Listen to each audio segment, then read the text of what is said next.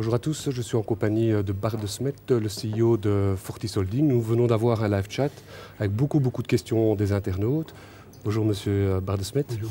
Donc une des questions principales qui revenait assez souvent lors de notre live chat, c'est l'action Fortis Holding. Donc elle a du mal à franchir le cap des 3 euros, ça inquiète les actionnaires. Quel message pouvez-vous leur délivrer pour les apaiser? D'abord, je pense que le cours d'action de Fortis est dans une période de volatilité des marchés, donc c'est un peu évident que aussi notre cours a des hausses et des basses.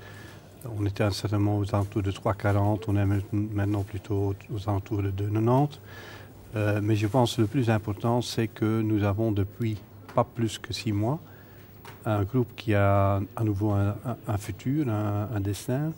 Nous avons communiqué notre stratégie fin septembre et notre mission est très claire. Nous sommes un compagnie d'assurance internationale présente en Europe et en Asie avec des partenariats très forts, avec des distributeurs de très grande qualité et nous sommes confiants. Je pense que les résultats fin juin et fin septembre l'ont montré, d'être à nouveau dans un calme, dans une situation sous contrôle, avec une très forte solidité, avec une position de liquidité qui est vraiment forte pour aller vers le futur.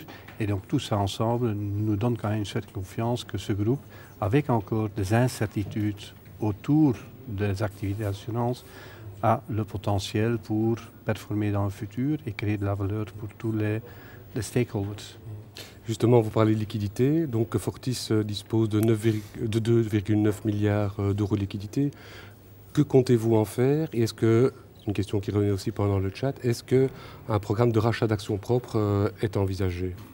D'abord, nous avons en effet 2,9 milliards d'euros de cash, mais on a aussi encore des obligations à court moyen terme où on veut éviter à tout prix d'être un jour confronté avec une manque de liquidité. Je pense que la crise financière que nous avons derrière nous a montré qu'il y a deux éléments clés dans le système financier qui ont une très grande importance. C'est la solvabilité, et là nous avons avec 230% une solidité très forte, et de l'autre côté d'avoir une liquidité, une position de liquidité forte pour éviter de devoir faire appel à un moment un peu moins certain à du financement externe pour lequel à ce moment-là il pourrait y avoir des problèmes.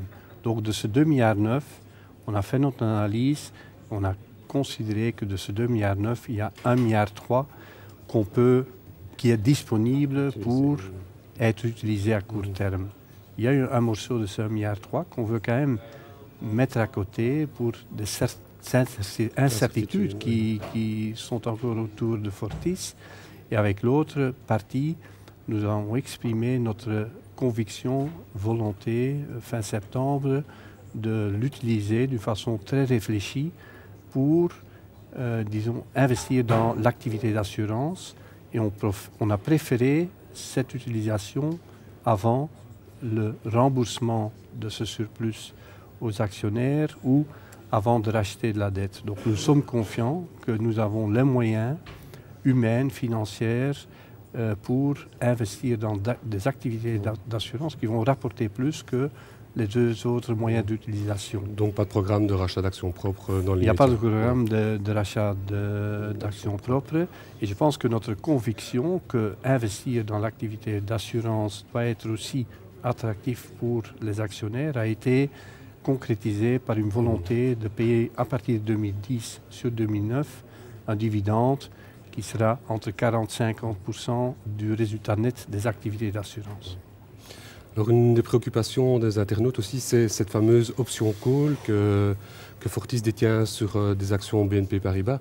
Donc il y a encore une confusion parmi les internautes, donc il faut peut-être leur expliquer quid du coupon 42. C'est quoi cette fameuse option call sur les titres BNP Paribas et où en est-on dans les négociations avec le gouvernement à ce sujet? D'abord, je dirais que entre octobre 2008 et mai 2009, mai 2009 et mi-mai étant la date où tous les accords avec BNP et l'État belge Fortis ont été signés et concrétisés, il y a eu beaucoup de versions du protocole d'accord, où à un certain moment il était prévu d'instaurer, et ça a été communiqué aux actionnaires, ce fameux coupon 42, un certain moment, le Conseil d'État a considéré qu'il y avait quand même des éléments dans cette construction qui étaient critiquables.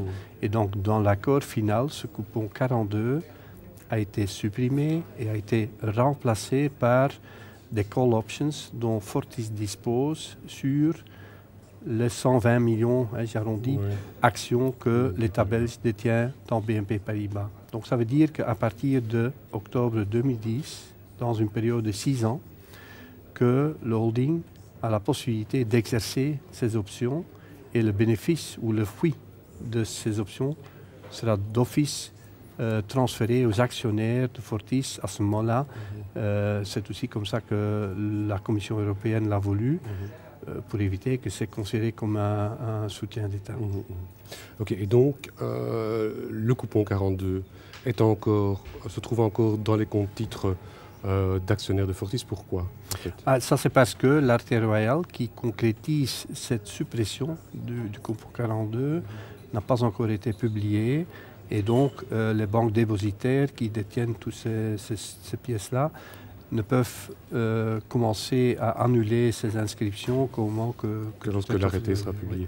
Donc, alors, une dernière petite question. Donc, les modalités précises de l'exercice de ce call option doivent encore faire l'objet de discussions avec le gouvernement et on a avancé quelque part. Non, il y a un accord où il y a des modalités qui ont été déterminées, c'est-à-dire pas exerçable avant octobre 2010. Ça ne veut pas dire que ça ne va pas être vendu, monétisé avant, mais normalement, il y a des conditions de ces options ont été déterminées.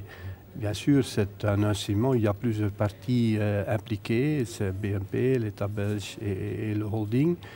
Et donc rien n'empêche qu'il y a des contacts pour voir comment ça va se mettre en route concrètement. Mais pour nous, les modalités sont fixées. Okay. Merci, M. De Smet.